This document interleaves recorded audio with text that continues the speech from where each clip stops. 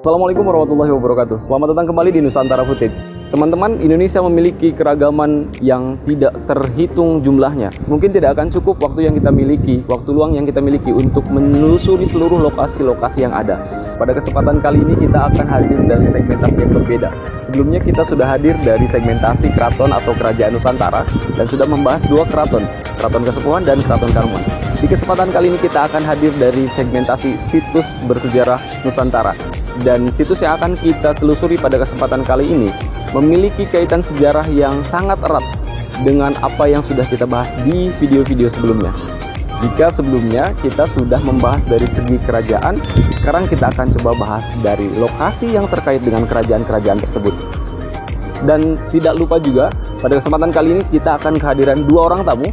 Dan tamu-tamu saya ini, tamu-tamu Nusantara Footage akan menjadi narasumber kita dalam membahas sisi lain yang ada di lokasi yang kita telusuri pada kesempatan kali ini.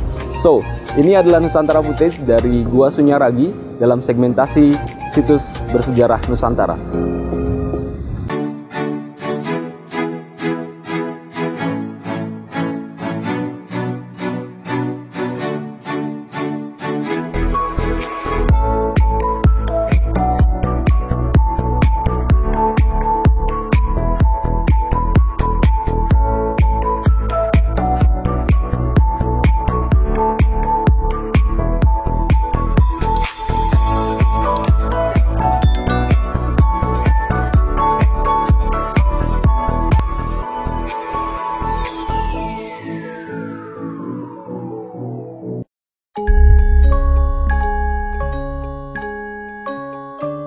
Hai Footers, Nusantara Footage kali ini melanjutkan perjalanan di Gua Sunyaragi.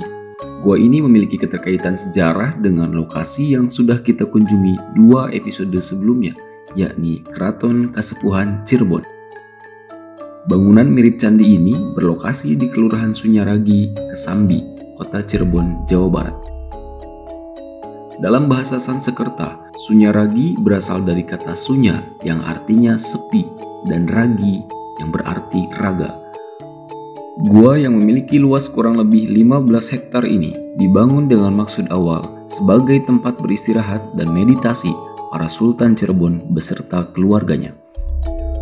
Lokasi awal situs ini merupakan sebuah taman air yang pada zaman dahulu kompleks gua tersebut dikelilingi oleh danau, yakni Danau Jati. Karena itu, Gua Sunyaragi disebut Taman Air atau Taman Sari Gua Sunyaragi. Seiring berjalannya waktu, danau tersebut surut dan mengering hingga saat ini lokasi danau berubah menjadi jalan bypass Brigjen Darsono, Sungai Situngkul, lokasi PLTG, PLN, persawahan dan pemukiman penduduk. Jika berbicara sejarahnya, Sunyaragi memiliki dua buah versi sejarah. Yang pertama adalah versi Carub Kanda atau berita lisan tentang sejarah berdirinya Gua Sunyaragi yang disampaikan secara turun-temurun oleh para bangsawan Cirebon atau keturunan keraton. Versi kedua dimuat dalam Purwaka Caruba Nagari yang merupakan tulisan tangan Pangeran Arya Cirebon tahun 1720. Menurut versi ini, Gua Sunyaragi didirikan tahun 1703 Masehi oleh Pangeran Arya Cirebon, Cicit Sunan Gunung Jati. Menurut Caruban Kanda dan beberapa catatan dari Keraton Kasepuhan, Taman Sari dibangun karena Pesanggerahan Giri Nur Saptarengga berubah fungsi menjadi tempat pemakaman Raja-Raja Cirebon yang sekarang dikenal sebagai Astana Gunung Jati. Gua Sunyaragi menunjukkan adanya sinkretisme dari 4 unsur gaya arsitektur, yaitu Indonesia klasik atau Hindu, gaya Cina atau Tiongkok kuno, gaya Timur Tengah atau Islam, dan gaya arsitektur Eropa. Gaya Indonesia klasik atau Hindu terlihat pada beberapa bangunan berbentuk joglo, misalnya pada bangunan Balai Kambang, Mandebeling, dan Gedung Pesanggerahan, bentuk gapura dan beberapa buah patung seperti patung gajah, dan patung manusia berkepala Garuda yang dililit oleh ular. Gaya Cina terlihat pada ornamen bunga seperti bentuk bunga persik, bunga matahari, bunga teratai, serta piringan keramik khas Tiongkok. Gaya arsitektur ini menjadi satu bentuk penghormatan bagi istri Sunan Gunung Jati, yaitu Putri Ongtin atau Ratu Rara Sumanding yang berasal dari Cina. Gaya arsitektur Timur Tengah terlihat pada dinding beberapa bangunan yang dihiasi relung-relung, tanda-tanda kiblat pada tiap-tiap pesalatan atau musola, kemudian adanya beberapa pawudon atau tempat wudhu, serta bentuk bangunan bangsal jinem yang menyerupai bentuk Ka'bah jika dilihat dari sisi belakang bangsal jinem. Dan gaya arsitektur Eropa dapat dilihat pada bentuk jendela yang terdapat pada bangunan Kaputren, bentuk tangga berputar pada Gua Arga Jumut, dan bentuk gedung pesanggerahan. Gaya arsitektur ini tidak terlepas dari faktor waktu pembangunan Gua Sunyaragi yang dibangun di masa penjajahan Belanda zaman dahulu.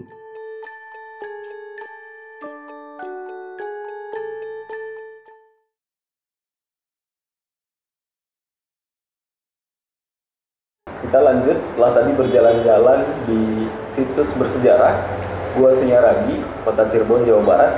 Kita akan coba membahas dari sisi lain.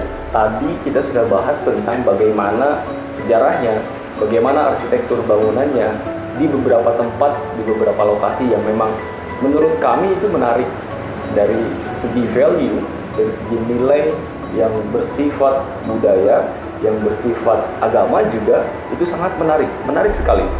Sejarah-sejarah yang berkaitan antara Gua Sunyaragi, kemudian dengan keraton Kanoman, keraton Kasepuhan, yang sudah sebelumnya kita bahas. Di kesempatan kali ini, kita masuk ke Gua Sunyaragi. Tempat ini mungkin tidak berbentuk kerajaan, tidak ada kemudian bangunan-bangunan yang mengindikasikan bahwa itu sebuah kerajaan. Tapi kita belum tahu bagaimana dimensi yang lain. Di awal saya mau sampaikan bahwa hari ini saya tidak hanya bersama Nona Ika seperti sebelumnya.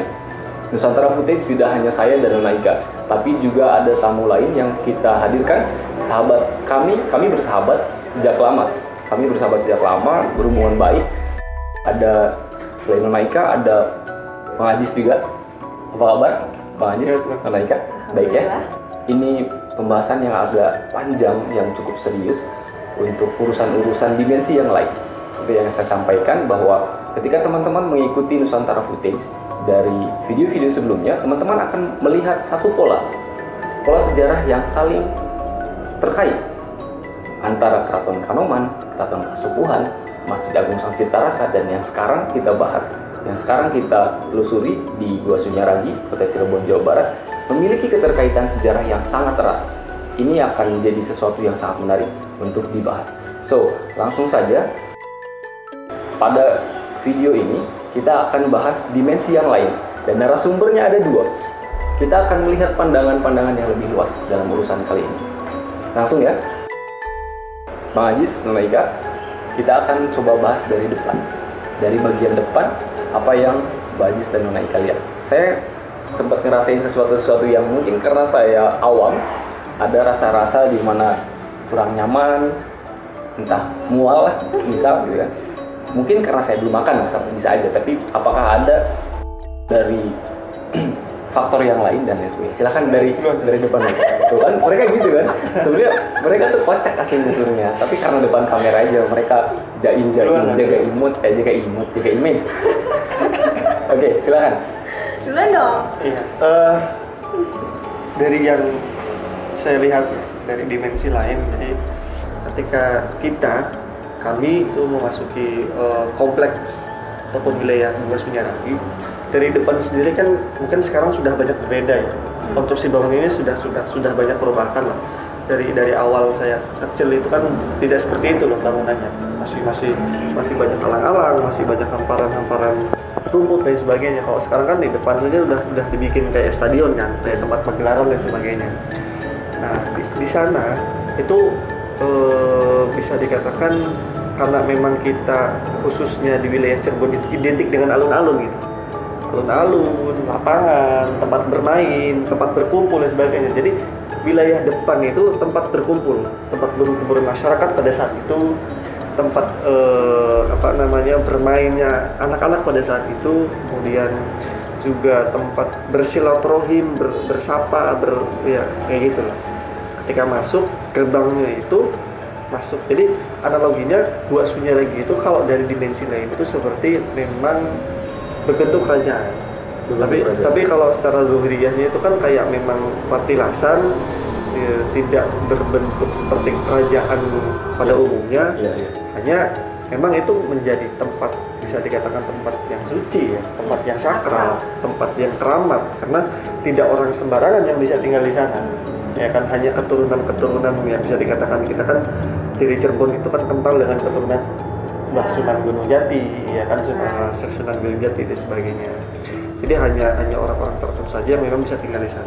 Mungkin sambung sama Nana. Oke, lanjut. Baik Kak, ada yang ditambahin dari depan? Bang Ajis tadi udah menjelaskan seperti itu ya kehidupan di sana. Nah, kita masuk lebih detail. Lebih detail dalam arti misal apakah gerbang kah? Kemudian ada yang jaga kah? Sosoknya seperti apa kah? Seperti silakan lebih detail.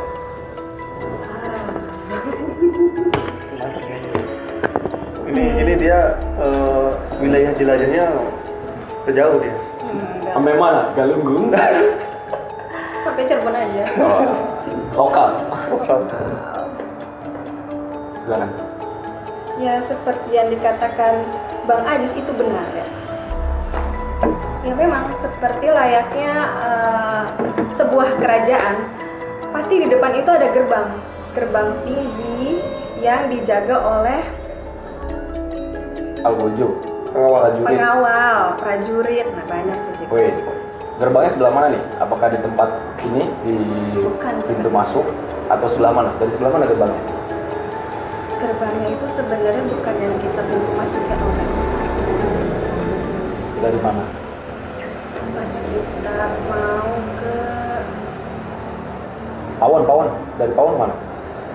Oh, belakang. Gua Pawon. Pawon itu udah belakang. Oh, udah belakang. Yang pengawal itu, gua pengawal di situ. Oh, di gua pengawal di gua ini berarti. Iya, Di gua pengawal. aslinya itu gerbang pembuka kayak itu di gua pengawal. Gerbang depannya itu.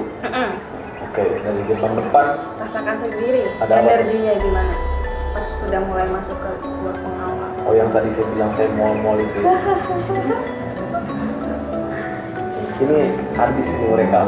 Main masuk permisi dewek, tidak kemudian memikirkan kami yang Cirebonnya metu ya dewek. oh iya. Kita di Cirebon itu. Cirebon je. Ayo lanjut. Iya di situ. Nah, gua pengawal itu tempat ini ya, apa namanya, awal mula ini silaturahmi kayak gitu tuh ya. Ya, tempat berkumpulnya. Nggak berkumpul sih, cuman silaturahmi aja, tamu masuk gitu-gitu doang. Dulunya atau memang kalau misal kita lihat sekarang? Dulunya. Oke, dulunya seperti itu. Jadi sebenarnya memang kalau secara penampakan zahir, secara fisik, secara bangunan, gerbang depannya ada seperti ini. Seperti yang kita lihat tadi, ada tiketing dan lain sebagainya. Tapi ketika masuk ke dimensi yang lain, ternyata ada insight yang lain, ada pandangan yang lain, ada kenampakan dari lokasi ini berbeda. Depannya bukan yang menjadi tempat di mana kita masuk di awal tadi. Ternyata bergeser ke dekat gua apa tadi? Pengawal. Gua pengawal. Oke. Dari gua pengawal, kita agak masuk dulu. Kita masuk ke tempat di mana katanya prajurit biasa melaksanakan latihan di balai itu, yang luas itu. Di situ kan biasanya katanya jadi tempat di mana latihan para prajurit cuma. Apa yang bisa dilihat di sana? Apa yang ada di sana secara tampilan? Apa yang dilakukan prajurit pada masa itu yaitu berlatih untuk melawan ya penjajahan dulu, karena ada raja dengan raja itu berperang untuk melawan mendapat apa namanya kedudukan gitu. Oke, penguasaan wilayah ya? Ya, kekuasaan wilayah, harta tahta dan Wanita, bukan? itu. Oke. Tahta dan warisan. Oh, warisan, ya benar. Oke, itu kan di konteks zaman dulu. Iya. Ketika tadi kita datang sana, apa yang dilihat? Masih seperti dulu. Masih sama seperti dulu. Berarti residual energi yang dulu pernah hidup di sana Masih kental. masih Masih ada kental kental tersisa sekali. sampai dengan sekarang. Masih kental Masih kental sekali. Oke, ini menarik teman-teman.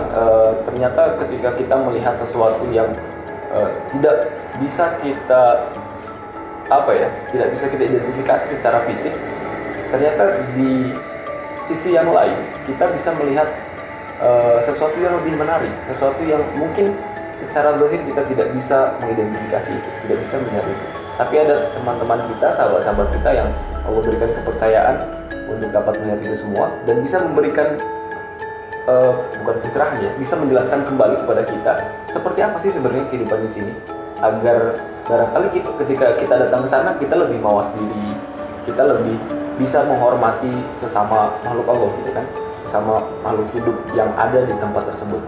Secara fisik bentuknya seperti yang teman-teman lihat tadi, tapi mungkin dari dimensi yang lain ada kehidupan yang lain, bentuk yang lain yang kita tidak bisa lihat. Kita mungkin hanya bisa merasakan, dan jarang sekali kita bisa merasakan dengan pasti, dengan dengan real gitu ya. Oke, lanjut. Kita sekarang lanjut ke Argo Jumut. Di Argo Jumut. Di Argo Jumut itu ada apa aja? Ya, kalau di Gua Argo Jumut itu sendiri kan ada 2 lorong ya. Iya. Ada 2 lokasi yang memang itu menjadi sarana untuk bisa kita bisa Teleportasi ya? teleportasi lah. Iya. Iya, kalau di Naruto kan siapa tuh bapaknya Naruto itu Minato. Sing gitu. Ini penggemar anime. Iya. Dan kalau dipikir secara logika kan kita nggak masuk akal ya. Iya. Nggak masuk akal kan. Gimana caranya gitu? Manusia ya kan, orang gitu kan, secara zahiriyah kemudian masuk melalui lorong waktu, tiba-tiba ke arah ke Mekah, kemudian lorong yang satunya itu bisa ke Cina dan sebagainya. Kenapa kok ke Arab dan ke Cina? Kenapa ke Arab dan ke Cina? Seperti yang kita ketahui bersama, istri dari Kanjeng Sunan Gunung Jati itu kan berasal dari negeri Cina, Nyai Omti. Ya kan? Karena memang seperti yang kita lihat ketika kita ke Astana, ke makam Sunan Gunung Jati itu kan banyak arsitektur yang kental dengan Cina, kayak piring dan sebagainya gitu kan. Jadi itu juga menjadi sarana buat bersilaturahim antara kita ataupun masyarakat pada saat itu, ataupun memang para pemangku tahta kerajaan itu silaturahim ke Cina. Dan ke Arab itu karena memang penganut agama Islam ya. Kita kan penganut agama Islam yang dibawa oleh para wali, termasuk Sunan Gunung Jati. Jadi kalau bisa dikatakan Sunan Gunung Jati itu kan walinya wali lah. Ya. Enggak afdol kalau ziarah itu tidak diawali dari Sunan Gunung Jati itu sendiri. Ya. Memang ada keistimewaan tersendiri lah gitu.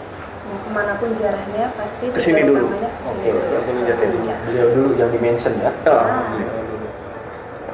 Nah, dan pernah ada satu cerita ketika Sunan Gunung Jati mau sowan ke Sunan Bonang. Kan Sunan Bonang kan ibaratnya Sunan sepuh lah ya, Ya. Sunan yang sudah sepuh lah ya.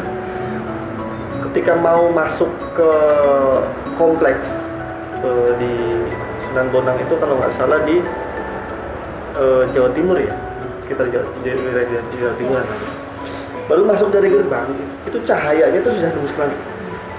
Wah, Masya Allah. Pakaiannya putih, cahayanya sampai nembus ke langit. Dikira, alam ya, dikira dalam satu historis gitu kan, satu cerita. Dikiranya itu Kanjeng Nabi, karena memang cahayanya sangat terang sekali kan. Wah, ini ada apa ini kan? Siapa ini kan yang datang? Pas nyampe, itu Sunan Gunung Jati. Dan Sunan Gunung Jati itu mau berguru sama Sunan Bonang. Masya Allah. Iya, padahal kalau dilihat dari sisi sisi kewalian lah, itu kan bisa dikatakan lebih tinggi Sunan Gunung Jati. Ya. Tapi dengan tawaduknya, dengan adab asornya Sunan Gunung Jati itu mau berguru dengan Sunan Bonang seperti itu. Nah, kita balik lagi ke dua lorong tersebut, yang satu ke Mekah, yang satu ke Cina. Jadi para wali dulu, para syekh dulu, kemudian para ulama dulu itu nggak bingung mau berangkat haji gimana, mau ke Mekah gimana, ya kan, mau ke Arab kayak gimana. Jadi ada akses beliau-beliau itu buat menuju ke sana. Dan kalau tidak salah, akses tersebut itu ada juga di Gua Saparwadi. Di Gua Gua Saparwadi Pamijahan. Iya. Tasikmalaya ya? Tasikmalaya. Oke. Ada yang masuk ke Mekah, ada juga yang ke apa namanya? Ke Surabaya, ke Sunan Ampel dan sebagainya. Memang dari literatur yang kami baca, dari referensi yang kami kumpulkan, ada beberapa mitos yang sangat kuat sekali melekat di Gua Sunyaragi ini. Salah satunya tadi tentang dua lorong yang menghubungkan, satu ke Mekah, ke Arab gitu ya, satu lagi ke Cina. Kami berusaha untuk mencari referensi lain yang bisa dijadikan sebagai pembelajaran pengetahuan. Apakah ini memang benar lorong ini bisa menghubungkan ke sana atau tidak? Dan hari ini kita bahas. Hari ini kita bahas bahwa memang betul, tapi mungkin bukan secara zahir ya. Zahir ya? Sorry, maksud saya bukan secara arsiteknya, bukan secara arsitektur bangunan terowongan yang dibangun sampai sana. Ya, tapi secara tadi teleportasi gitu ya. Memang benar ada ya teleportasi itu seperti itu. Itu teman-teman yang menjadi salah satu referensi untuk kita pada saat membahas tentang mitos dua lorong tersebut, dua akses menuju dua tempat yang berbeda dari Gua Sunyaragi, Kota Cirebon. Ada mitos yang lain yang sangat santer sekali kami dengar dan datanya banyak tentang patung Perawan Sunti. Siapa yang pegang patung ini, katanya misal belum menikah, itu akan mempersulit untuk mendapatkan jodoh. Wallahu a'lam. Kita tidak bicara dari aspek syariat, kita bicara dari segi mitosnya. Apa yang bisa teman-teman lihat tadi pada saat sampai sana? Mungkin apakah berkomunikasikah dengan apa yang ada di sana tentang mengklarifikasi itu semua apakah benar atau tidak? Silahkan, barangkali bisa dijelaskan. Silakan. Ya. Kalau posisi patung Perawan Sunti itu kan tepat di apa namanya di depan bibir Gua Peteng ya. Bibir Gua Peteng ya kalau misalnya. Gua Peteng dan juga di atasnya itu ada yang namanya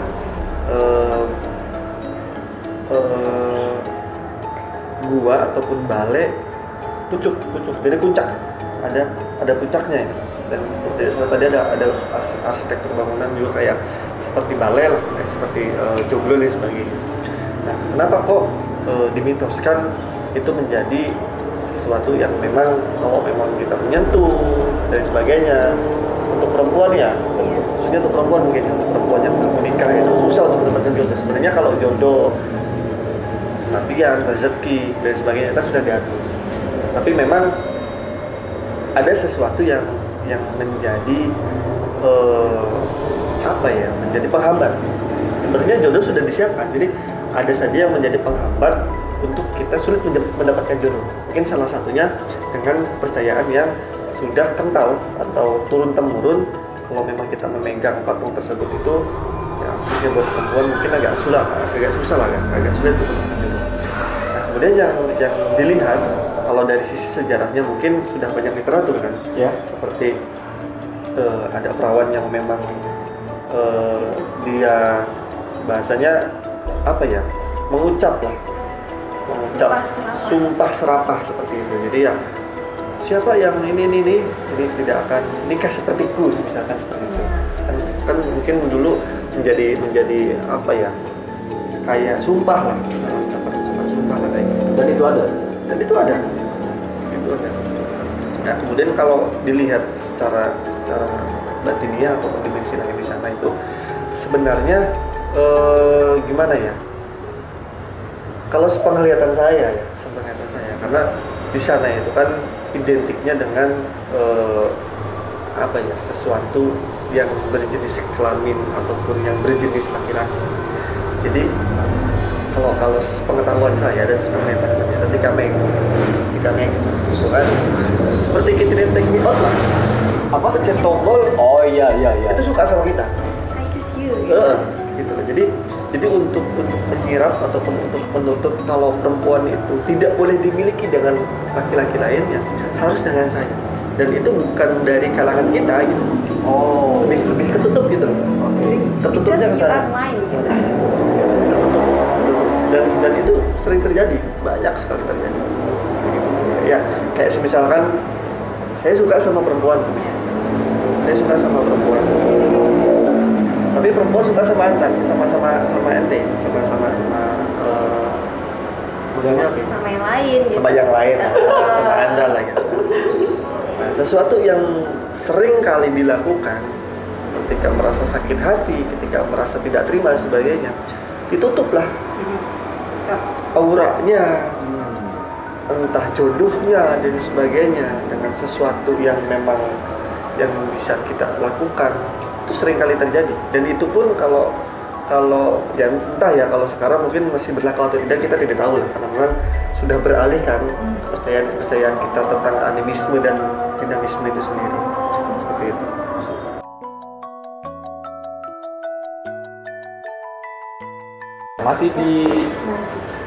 Masih di Gua Peteng, kami mendapatkan informasi bahwa Gua Peteng ini menjadi salah satu gua tempat di mana orang-orang bersemedi. Mungkin raja-raja terdahulu bersemedi, para sultan terdahulu, keluarga kerajaan bersemedi. Dan di Gua Peteng ini mitosnya adalah menjadi satu tempat di mana orang untuk mencari ilmu kekebalan, ilmu kebal. Nah, kita coba bahas sekarang apakah itu terkonfirmasi benar atau tidak, dan kenapa orang mencari itu, kenapa orang ada mitos yang mengatakan seperti itu. Apakah di dalam sana tadi memang ada yang memberikan itu seperti itu? Silahkan. Ya, memang benar di gua itu leluhur dulu bersemedi untuk mendapatkan kekebalan diri ya, kekebalan tubuh, karena yang namanya kekebalan tubuh itu dulu sangat dibutuhkan, karena kalau kita tidak punya kekuatan, tidak punya kekebalan tubuh, kita akan menjadi lemah dan mudah terkalahkan dengan yang lain, ya tumbang gitu. Oke, saya untuk menyelamatkan diri sendiri gitu. Bentar. Kebal, kami menafsirkan ini dulu. Kebal secara fisik dan kebal secara zahir dan kebal secara batin. Apakah yang didapatkan di sana kebal secara fisik saja, misal kebal peluru, kebal tembak, kebal bacok misal, apakah juga kebal secara batin? Karena kan yang seperti yang kita tahu ya, serangan-serangan yang dilakukan tidak hanya serangan secara fisik saja, tapi juga serangan-serangan secara batin juga ada, bisa dilakukan oleh orang-orang tertentu. Apakah di sana hanya kebal secara fisik saja atau juga kebal secara batin juga? Silakan. Ya, both of them ya. Both of them. Kalau kekebalan fisik misalnya ketika leluhur dulu itu berperang, nah itu anti bacok, anti peluru, anti tembak gitulah ya, untuk seperti itu. Nah kalau secara batin ya adalah dulu yang namanya ilmu santet, ilmu jaran goyang gitu, kayaknya bisa ditepis dengan ilmu itu, ilmu kekebalan. Memang pemberinya itu yang maha kuasa lah, jelas. Ya, melalui apakah ada perantara atau langsung? Kan dulu itu bersemedi itu jadi kita itu horizontal ya, vertikal. Oke, vertikal. Ya, vertikal gitu. Antara diri kita dengan sang maha kuasa gitu. Ya sama, sedulur papat 5 pancer. Kakang kawa di ari-ari getih pusar pancur gitu. Kalau kata orang Jawa. Itu ngeri. Saya nggak ngerti sama sekali itu yang barusan dibilang. Kita coba untuk confirm dulu, karena memang kan bicara ilmu kebal misal, kita tahu ada yang melalui jalan yang menyeleweng negatif gitu ya, ada juga. Apakah memang ilmu kebal yang sekarang kita bahas ini memang di jalur yang benar, di jalur yang positif, dalam arti secara langsung ke atas, tidak kemudian misal ada orang, ada makhluk misal ada berada di situ, kemudian bisa menjembatani adanya kekebalan tersebut? Tidak selalu seperti itu, karena itu semua bergantung dengan niatnya. Oh iya, I see. Tuh, kalau kita niatnya baik, pasti yang didapatkannya baik juga. Kalau misal misalkan kita niatnya untuk menyakiti orang, yang memberinya siapa? Ya setan lah. Oke, kita coba ini dulu ya, kita urai sedikit. Misal ada orang datang ke sana, sejak berangkat, memang dia sudah berniat buruk, maksudnya buruk. Saya mau cari kebalan supaya bisa apa nih, preman nggak bisa dibacok misal gitu ya. Berarti kan pada saat dia datang ke sana, energi yang dibawa, pikiran yang dibawa, niat yang dibawa itu negatif. Ketemunya juga dengan yang negatif. Iya, jelas. Oke. Jadi hati-hati. Oke. Semua bergantung pada niat seperti itu. Bang Ajis, ada yang mau ditambah?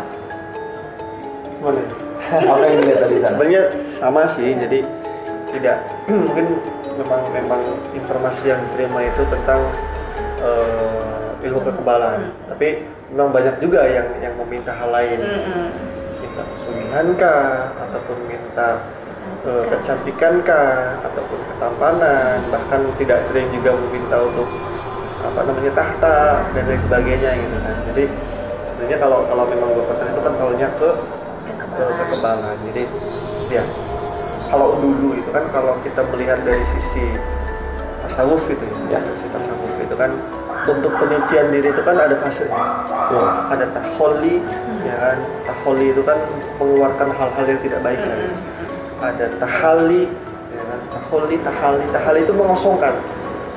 Ya, kosong lah. Kemudian tajalli itu menggantikan sesuatu yang tadinya kotor itu sesuatu yang baik. Nah, kembali lagi kepada keyakinan kita ya. Ya kalau yang namanya sang pencipta itu kan Allah Subhanahu wa taala itu kan inni inda dzunni abdi bi. Jadi ya, aku ya sesuai prasangka hambaku. Mau mintanya apapun pasti dikasih sama Allah. Itulah bisa dikatakan sifat Rahman dan Rahimnya Allah. Ya kan, tidak membeda-bedakan. Mau itu orang kaya, mau itu orang miskin, mau itu orang Kristen, mau itu orang Islam, semua dikasih ketika mereka minta dan sebagainya. Ya. Kemudian untuk kegunaannya sendiri, karena memang dulu itu masih kental sekali dengan untuk penjajahan suatu daerah, perang dan sebagainya gitu kan. Dan Cirebon itu kan menjadi salah satu daerah mungkin ya, atau memang daerah tertua di Nusantara itu sendiri. Jadi kalau sudah berbicara Cirebon, ya mereka juga mikir-mikir gitu. Bener ya, dirasakan, beneran kental sekali. Kita ke daerah lain aja. Di luar daerah dari ya. Mana? Dari Cirebon. Itu sudah menjadi sesuatu yang istimewa lah. Jakarta kah atau ada kesan spesial ya? Kayak gitu. Iya. Itu semua. Disclaimer ya, teman-teman, ketika kita membuka pembahasan tentang tadi urusan-urusan gua peteng tadi, kemudian disambungkan ke arah bagaimana semedi, meditasi, kemudian diarahkan ke urusan tasawuf, ke teori-teori agama, kami menyatakan bahwa rekan kita yang satu ini berkompeten, insya Allah berkompeten secara kajian teori. Beliau berkompeten untuk menyampaikan hal tersebut karena secara background beliau adalah seorang sarjana tafsir hadis dan memang mengkaji itu semua. Betul ya, Bang Ajis ya? Alhamdulillah. Alhamdulillah. Seperti itu. Jadi insya Allah itu berdasarkan apa yang dipelajari, teori-teori yang dikaji. Jadi insya Allah semuanya berdasarkan kajian yang sudah pernah dilakukan seperti itu. Lanjut, udah dari Gua Petang selesai. Kita lanjut ke gua selanjutnya. Selanjutnya di Gua Kelanggengan. Gua Kelanggengan ini mitosnya adalah untuk melanggengkan jabatan atau siapa yang ingin memiliki jabatan tertentu, katakanlah sedang berkompetisi ya, para pejabat sana yang di atas sana, mungkin yang mau menang misal gitu ya. Gua ini salah satu lokasi di mana tempat bisa dilakukan meditasi atau bersemedi untuk mendapatkan kelanggengan jabatan. Silakan, bisa dijelaskan apakah ini terkonfirmasi secara dari dimensi yang lain? Apakah ini terkonfirmasi benar atau tidak? Silakan. Iya. Kalau dari segi aura sendiri itu kan sebenarnya campur aduk lah ya. Wah, campur aduk sekali, positif negatif. Karena memang banyak juga yang bisa dikatakan pemangku kebijakan, kepala pemerintahan dan sebagainya. Ada yang memang menginginkan kelanggengan untuk kemaslahatan.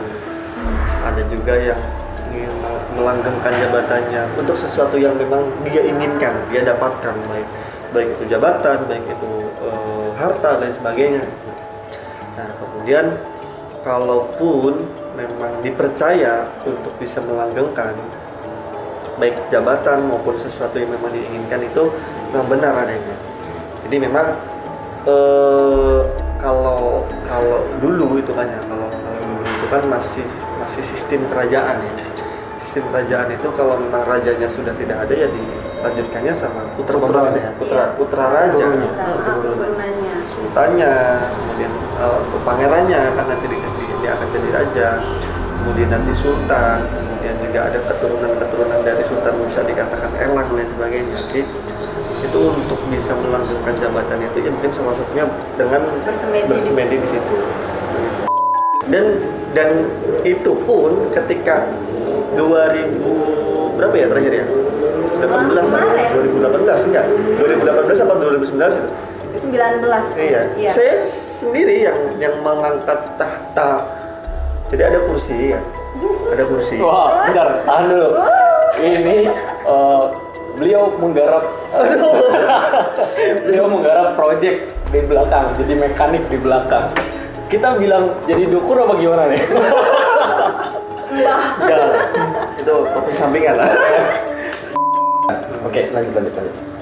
Ceritain. Iya, jadi ada salah satu singgah sana atau kursi lah yang memang itu menjadi kursi yang sakral, diduduki ketika pas pemilihannya saja, diangkat kan, dan itu berani bayar bro, mau bandrol sekian ratus, mau bandrol sekian ini, dan itu berani.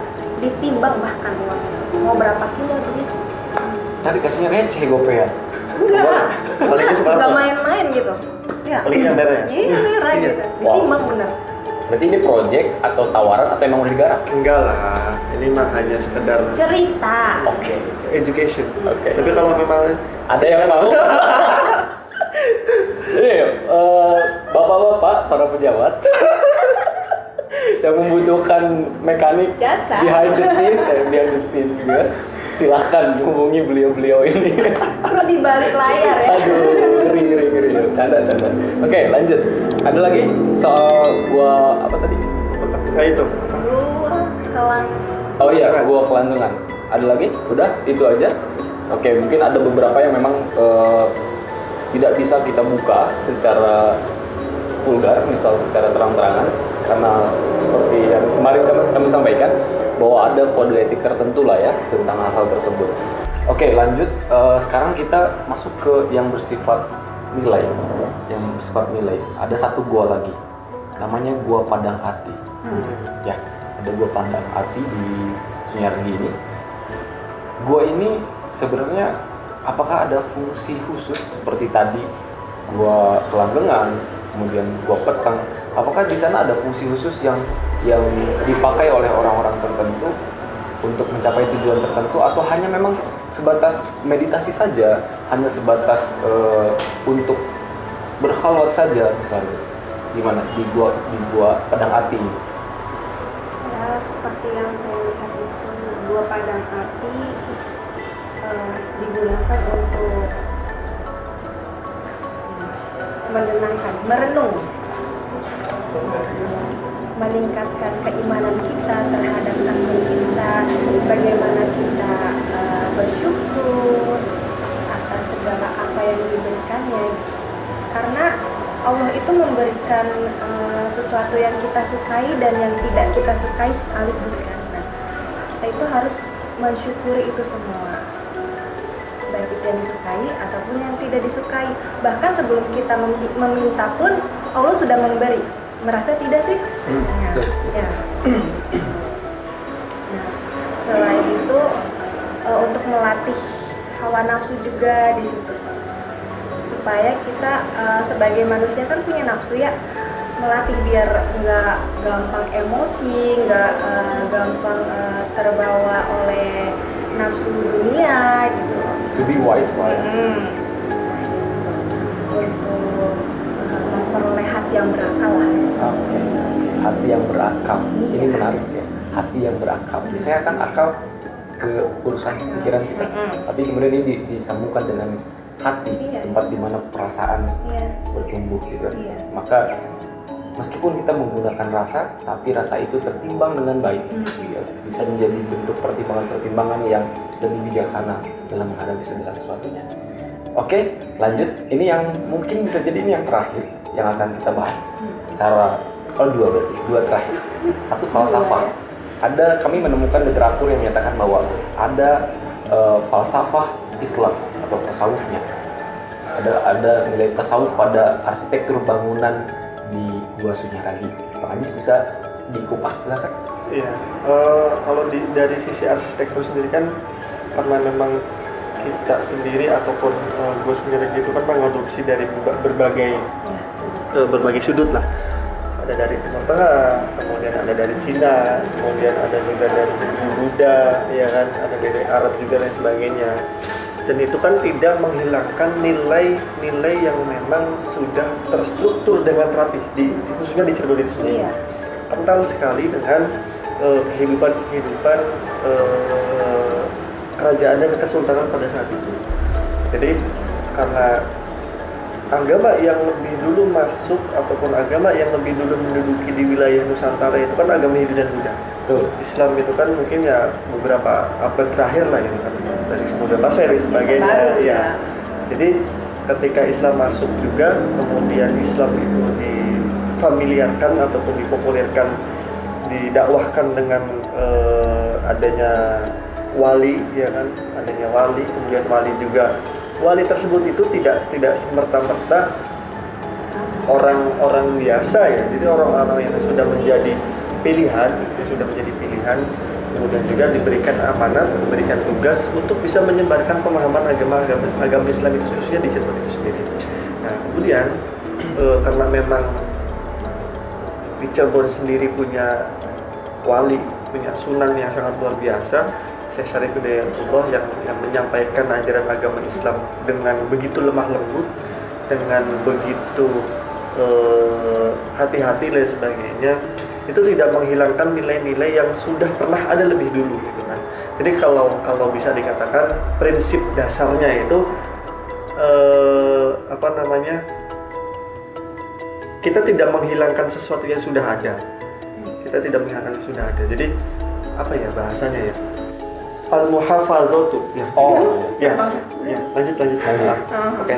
Jadi itu tidak menghilangkan sesuatu ataupun nilai yang sudah ada lebih dulu. Al-muhafadzatu ala qadimis sholih wal ahlu bil jadidil aslah. Al-muhafadzatu ala qadimis sholih itu tidak menghilangkan sesuatu yang sudah ada selagi itu baik. Dan mengadopsi ataupun menuangkan sesuatu yang baru, akan tetapi dengan unsur kemaslahatan, ya kan? Bil jadidil aslah, sesuatu yang baru akan tetapi bermaslahat dengan lingkungan, bermaslahat dengan masyarakat dan sebagainya. Seperti contoh tradisi tahlil itu kan dulu tidak ada. Ya. Ketika orang meninggal, adat dan istiadat budaya pada saat dulu itu kan ya, ketika ada orang meninggal ya kumpulnya kan tidak bernilai nuansa agama lah gitu. Ada yang ngaplean, ada yang minum-minuman, ada yang berjudi dan sebagainya. Ketika Sunan datang juga kan itu tidak seperti-merta memberantas, kamu tidak boleh sebagainya. Ketika kumpul, ayolah kita diisi dengan hal-hal yang lebih positif. Kita bertauhid bertakbir, bertahlil dan sebagainya, ya kan, mengucapkan kalimat-kalimat thayyibah dan sebagainya, itu kan lebih positif kan. Jadi ketimbang buang-buang uang, ketimbang mabuk-mabukan, tidak ada gunanya. Jadi lebih diadopsi dan itu bisa diterima gitu loh, bisa diterima hingga saat ini. Jadi memang filosofis yang diberikan oleh para leluhur kita, khususnya para Kanjeng Sunan Gunung Jati itu sendiri kan menyentuhnya yaitu sentuhannya dengan hati yang berakal. Sentuhannya dengan hati yang berakal kan. Tapi kalau memang kita mempergunakan akalnya saja, itu kan bisa pincang lah. Kan, harus melibatkan hati untuk bisa melakukan hal-hal yang lebih baik lagi seperti itu. Jadi filosofis dari arsitekturnya sendiri itu menggambarkan kemajemukan kemajemukan Nusantara itu sendiri. Ya kan, kemajemukan Nusantara itu sendiri, Bhinneka Tunggal Ikanya itu memang lebur sekali di Gua Sunyaragi kan gitu. Dari Hindunya, dari Budanya, dari Islamnya, dari Cina-nya, Konghucu dan sebagainya. Dan khususnya di wilayah Cirebon sendiri itu semua semua keyakinan itu ada. Jadi miniatur Indonesia itu ya di Cirebon. Caruban itu loh, Caruban Negara, Caruban Nagari itu adanya di Cirebon. Pusar bumi itu adanya di Cirebon.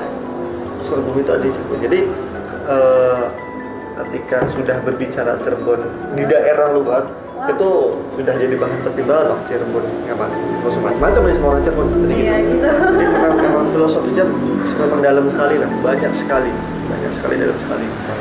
Dan juga tetap kita sebagai umat Muslim itu kan membawa keimanan kita untuk bisa meminimalisir sesuatu yang memang tidak sesuai dengan ajaran agama Islam. Syirik, musyrik dan sebagainya itu kan sangat tidak diajarkan dan bahkan diharamkan dari ajaran agama Islam itu sendiri. Meminta-minta dan sebagainya. Tapi kalau memang mereka itu mempunyai kepercayaan seperti itu, ya kita hargai, kita hormati dan sebagainya. Karena memang itu kepercayaan mereka. Dan kita pun mungkin tidak menginginkan sesuatu hal tersebut terjadi kepada kita. Misalkan kita lagi beribadah, lagi sembahyang sebagainya, dan kita diganggukan, kita tidak mau.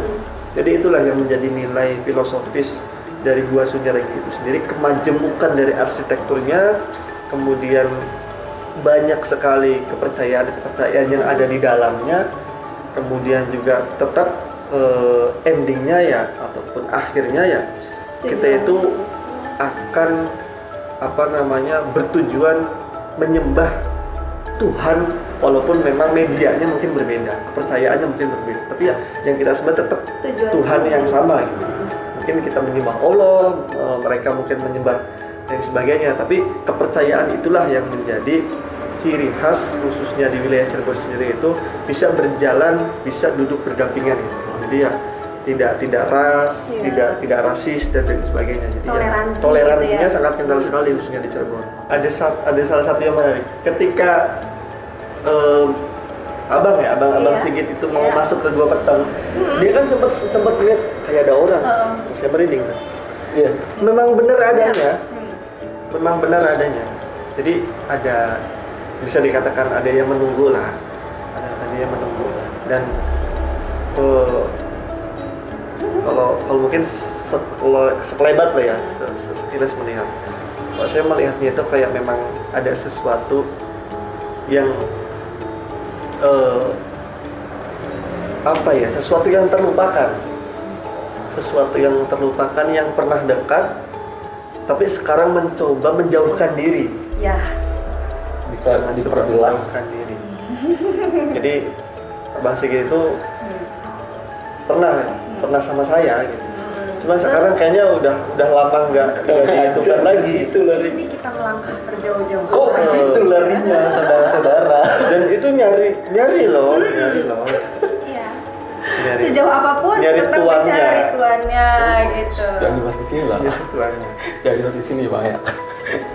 Saya nggak ngerti apa-apa urusan itu. Oke. Ini yang terakhir. Adakah pesan yang teman-teman terima dari mereka yang ada di sana untuk kita yang masih hidup di alam fana? Ya, untuk pesannya sendiri kan, karena memang kita melihat dari dimensi lain, kita hidup berdampingan dan hidup bersama, kita pun diciptakan dengan Tuhan yang sama, kita pun punya kewajiban dan hak yang sama, yaitu menyembah kepada Tuhan kita dan sebagainya, dan kita pun punya tempat ibadat, punya tempat tinggal dan sebagainya.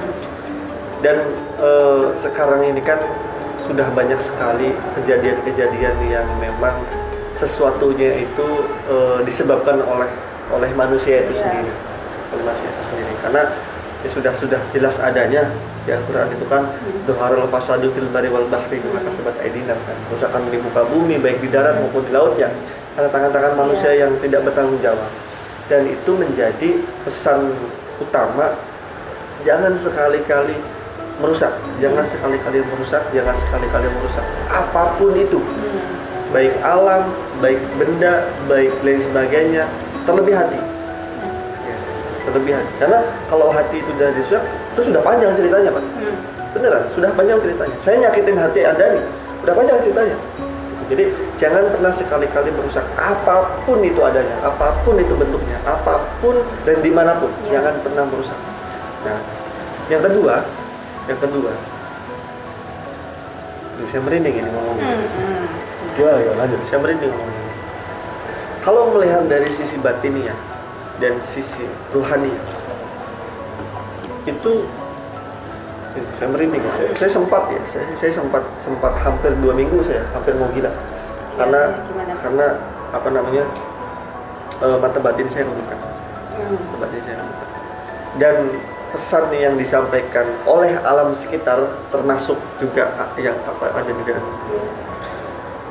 sekitar 250.000 juta dulu apa ribu dulu ya, 1.000 juta bala tentara itu siap menyambut kedatangan Dajjal. Saya merinding ya. Oh. Panjang nih bahasanya kalau kita mau bahas Dajjal nanti lagi ya. Serius, maksudnya itu menjadi pesan loh, yang menjadi pesan karena memang kita juga sudah mungkin fasenya fase injury time lah, injury time karena memang sudah banyak sekali kejadian. Jadi ya lebih ditekankan lagi, dikuatkan lagi iman Islamnya, ihsannya dan sebagainya. Jadi kembali lagi kepada diri kita. Apakah kita sudah pantas untuk meninggalkan dunia yang memang sementara ini dengan banyak sekali noda-noda yang ada di kita. Jadi selagi masih ada waktu, selagi masih ada kesempatan, selagi kita mampu, ya ayolah kita berbenah diri gitu. Yang udah kita lakukan, yang udah kita perbuat dari sisi ibadah dan sebagainya, itu yang menjadi pesan utama sih dari beliau-beliau juga yang memang memberikan wejangan ketika sisi lain saya ada di sana ya. Iya. Kayak gitu. Seperti itu mungkin pesan-pesannya ya lebih dikuatkan, ditekankan ke iman Islam dan ihsannya. Oke, ada tambahan mana kan? Ya, seperti itu. Ya, memang pesannya mirip ya. Dunia ini sudah tua, bumi ini sudah tua. Jangan macam-macam katanya seperti itu. Memang Trending ya kalau cerita ya. Sampai meriang. Nah, ya. Udah kuat lah. Oke. Gambarannya. Udah? Ada lagi? Cukup? Ya, ada lagi sih. Silakan. Tadi pesannya yang menghambat kita itu tinggalkan. Misalnya kita ingin berbuat baik, tapi ada yang menghambat, udah tinggalkan saja. Oke. Begitu. Jadi tidak usah memperdulikan Orang lain. yang menghambat kita kalau kita mau berbuat baik. Just do it ya. Iya. Just do it. Ada lagi? Enough? Saya pikir pembahasan kita sudah sangat panjang dan ada banyak sekali value yang kita bisa ambil, pelajaran yang kita bisa ambil dari apa yang kita bahas di kesempatan kali ini. Dan saya juga tidak mesti lagi berbicara panjang lebar menyimpulkan dan sebagainya. Teman-teman bisa menangkap poin-poinnya dengan mudah, bisa memahami dan mencerna apa yang kita bahas pada kesempatan kali ini. Sejarah, kemudian budaya, kemudian ada hal-hal yang lain juga dari dimensi batinnya misal, itu sudah menjadi satu referensi pemahaman dan pengetahuan untuk kita bagaimana kita perlu bersikap dalam kehidupan di zaman ini, seperti itu. Oke, itu yang mungkin bisa kita sajikan pada kesempatan kali ini.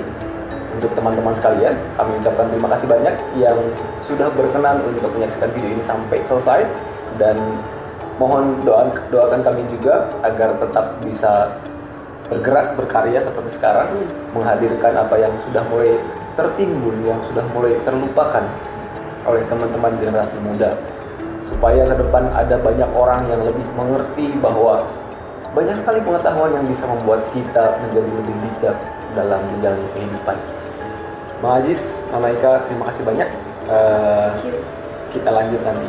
Sebelum kita tutup, kira-kira next kita kemana? Mana ya? Rahasia. Oh, rahasia. Oke ya, nanti kita kasih tahu nanti. Next video gitu. Di next Si rahasia. video kita akan melakukan penelusuran lanjutan di Kota Cirebon. Masih di Kota Cirebon. Karena memang Dan masih banyak sekali. banyak Masih sekali, banyak ada sekali. banyak sekali sejarah yang bisa kita gali, baik secara zahir tadi, juga mungkin secara batinnya tadi. Dan insya Allah saya akan ditemani oleh beliau karena secara kompetensi beliau yang lebih berkompetensi untuk menjelaskan itu semua. Sekali lagi saya tekankan bahwa apa yang Nusantara Footage hadirkan dari mulai video sebelumnya dengan yang sekarang dan yang selanjutnya akan kita hadirkan itu memiliki keterkaitan satu sama lain. Jika teman-teman mengikuti semuanya, akan ada satu pola yang teman-teman lihat tentang sejarah yang sudah pernah terjadi, bagaimana secara silsilah dan sebagainya yang sudah sempat terjadi di masa yang lampau. Teman-teman akan melihat itu. Atau untuk teman-teman yang mungkin belum menyaksikan video sebelumnya, silahkan bisa ditonton di kanal Nusantara Footage ini. Dan jangan lupa, seperti biasa kalau teman-teman sebelum closing gitu ya, ada subscribe, like, juga dan share juga untuk memperluas jangkauan dari konten ini supaya teman-teman di luar sana bisa tahu juga gitu ya, bisa ngerti juga apa sih sebenarnya yang mungkin belum sempat diketahui oleh teman-teman di luar sana, supaya bisa seperti teman-teman yang menyaksikan video ini mengerti ada pengetahuan tambahan yang bisa didapatkan. Itu saja yang dapat kami sampaikan. Saya Sigit dari Nugraha, Bang Ajis, kemudian Malaika. Kami ucapkan terima kasih banyak. Mohon maaf atas segala kekurangan. Kami terbuka menerima kritik dan saran. Jika ada rekomendasi tempat yang bisa dikunjungi, silahkan cantumkan di kolom komentar. Sekian dari kami. Assalamualaikum warahmatullahi wabarakatuh.